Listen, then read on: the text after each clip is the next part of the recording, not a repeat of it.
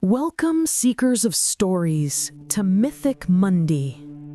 In the tapestry of Japanese folklore, the veil between the human world and the realm of spirits is beautifully thin. This world is inhabited by the yokai, supernatural entities that range from mischievous spirits to powerful, terrifying forces of nature. But even among these forces, some names are spoken only in whispers. They are the Oni, the ogres, the demons, the titans of Japanese legend. And among all Oni, one name sits upon a dark throne, a name that once struck terror into the very heart of Japan's golden capital. Today, we journey to the mist-shrouded peaks of Mount Oe to uncover the story of the most powerful, most infamous Oni in Japanese history, Shuten-dōji, the Drunken Demon King. Our story begins in the Heian period, a time between the 8th and 12th centuries, considered the peak of Japan's imperial court. The capital, Heian-kyō, what we now call Kyoto, was a universe of refined culture, exquisite poetry, intricate art, and courtly manners. It was, by all measures, a golden age of civilization. But civilization always casts a shadow. And beyond the perfumed halls and silk-lined corridors of the capital, the wild, untamed mountains brooded. From the north, from the imposing Mount Oe, a wave of fear began to grip the city. It started as rumors, travelers vanishing on the mountain roads, strange lights seen in the peaks, and a sense of being watched from the darkness. Soon, the rumors became a horrifying reality. The daughters of high-ranking aristocrats, noblewomen from the most protected families in Kyoto, began to disappear. They were not taken for ransom, they simply vanished, leaving behind only panic and a trail that led directly toward the foreboding mountain. The city, once a bastion of culture, was paralyzed by a singular dread. The perpetrator was not human. The consensus was clear. This was the work of Shuten-dōji. But who or what was Shuten-dōji? His name itself is a clue. Shuten means sake drinker or drunken, and doji means boy or child. The drunken child. It's a name that sounds almost trivial, yet it masked a terrifying nature. He was the king of the Oni. From his fortress on Mount Oe, known as the Oni-ga-jō, or the Demon's Castle, he commanded a legion of monstrous beings. He was described as a titan, over 50 feet tall, with fiery red skin, wild hair, and multiple horns. But his most terrifying trait was his insatiable appetite. His fortress was not of stone, but of dread. Reports from the few who had seen it and escaped spoke of a place of unimaginable horrors, where the missing noblewomen were held captive, forced to serve the demons in their grotesque, endless revelry. The reputation of Shuten-dōji was not just that of a kidnapper, but of a predator at the top of a dark food chain. Like many powerful figures in folklore, his origins are shrouded in mystery, with multiple legends vying to explain his creation. One version claims he was human once, born in the 8th century, a child of immense unnatural strength and intellect, but also of profound rage. Ostracized by society for his frightening nature, he retreated to the mountains, his bitterness and isolation twisting him, transforming him from a problem child into something monstrous. Another, more popular legend paints him as the child of a human and a dragon, the great 8-headed serpent Yamata no Orochi. In this telling, he was never truly human at all, but a demigod of chaos from birth. Perhaps the most tragic tale tells of a young boy, exceptionally handsome, who worked as an acolyte at a temple. He was so charismatic that he received countless love letters from admirers, which, in his arrogance, he refused to even read. The unspent, passionate energy of those letters, combined with his own pride, created a dark energy that eventually consumed him, twisting his beauty into the monstrous form of the Oni King. Regardless of his origin, whether he was a man twisted by society, the son of a dragon, or a victim of his own vanity, the result was the same. By the time our story begins, Shuten-dōji was the apex predator of the mountains, a symbol of the wild, chaotic world that the refined capital of Heian-kyō so desperately tried to ignore.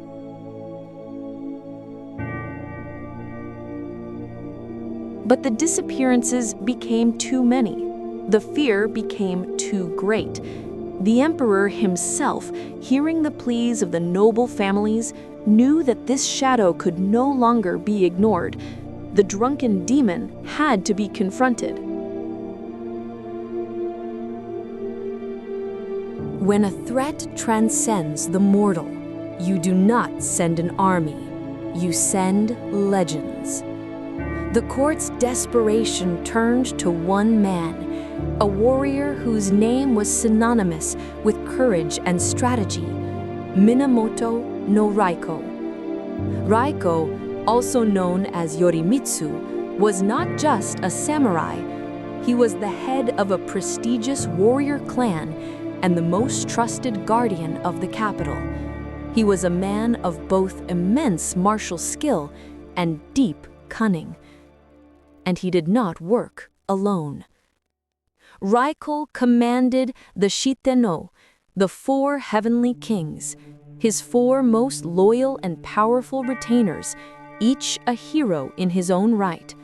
There was Watanabe no Suna, his stoic and reliable second-in-command, Sakata no Kintoki, a man of superhuman strength, famously known in folklore as Kintaro, the golden boy raised in the mountains by a witch, Warabe no Suetake, a master of divination and strategy, and Usui Sadamitsu, another warrior of legendary prowess.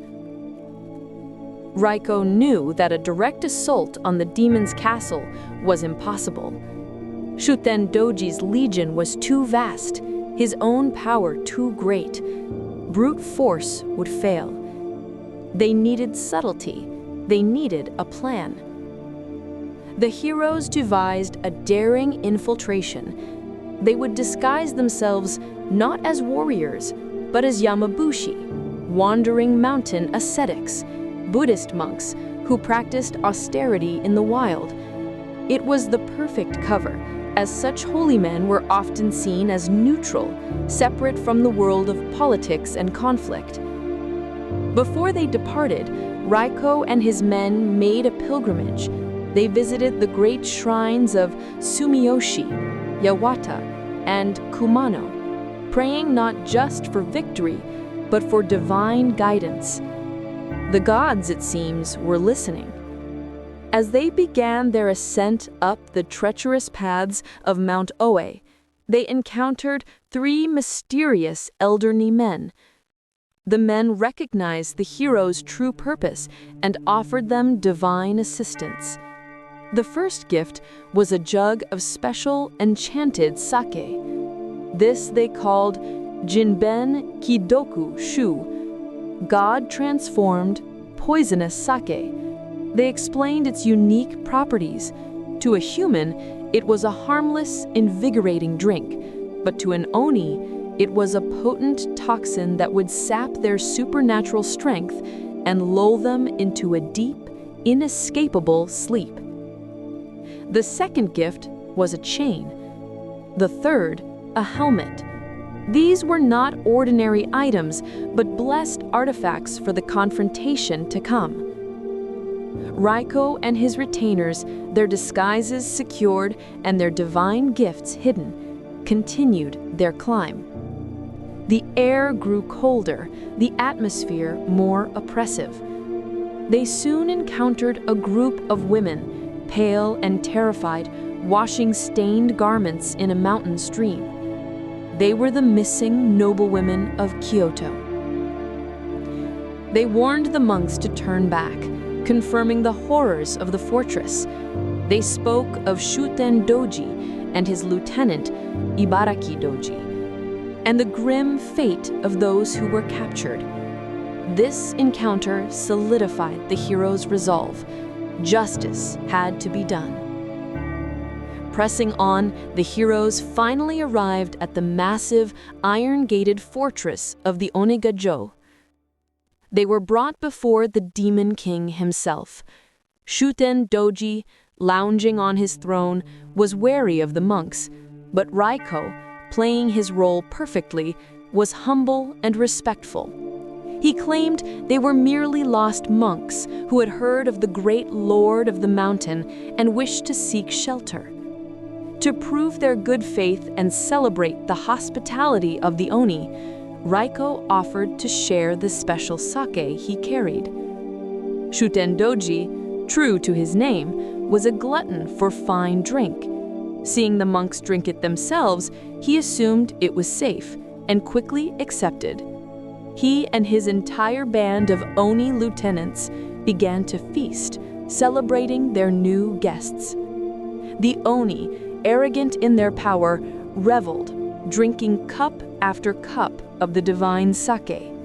Shuten-dōji, impressed by the monks, even began to boast, recounting his dark deeds and the terror he spread. Raikō and his men watched and waited as the divine poison began its work. The atmosphere in the fortress shifted. The boisterous, chaotic energy of the Oni began to quiet.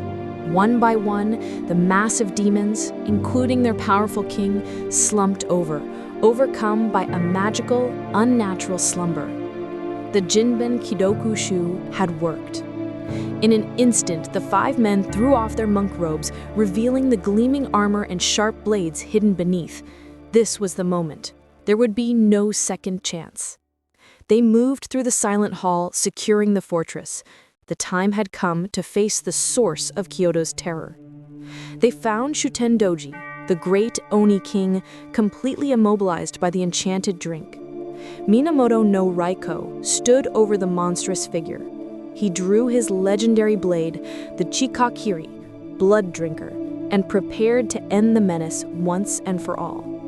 With the combined strength of his retainers, Raikō delivered the decisive, final strike, severing the great head of Shuten-dōji from his body. But the battle was not over. In a final, horrifying display of supernatural power, the severed head of the Oni King, driven by a malice that defied its own demise, snapped through the air. Its fangs were bared, aiming for Raikō's own head in a last attempt at vengeance. This was the moment the gods had foreseen. Raikō was protected by the divine helmet he had been given. The head, unable to penetrate the blessed metal, fell harmlessly to the floor. The Demon King was truly defeated. The Shitenno moved quickly, freeing the captive noblewomen from their dreadful prison. As they fled the fortress, they ensured the dark stronghold of Mount Oe would never threaten the capital again. The heroes returned to Heian-kyō not as monks, but as saviors. They carried with them the immense horned head of Shuten-dōji as proof of their deed.